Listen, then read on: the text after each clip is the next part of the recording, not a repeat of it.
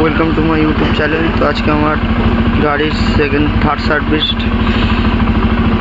চলো বন্ধুরা, শোরুমে গিয়ে কথা হচ্ছে। তো দেখো বন্ধুরা, আমার গাড়ির ইঞ্জিন অয়েল চেঞ্জ করছে। মতিলের দিয়েছে, কমে ইঞ্জিন অয়েল দিয়েছে। যখন লং ড্রাইভে যাবো, বড়টা ভরবো, তো দেখো সব কিছু টাইট ফাইট দিয়ে দিচ্ছে, চেন ফেন।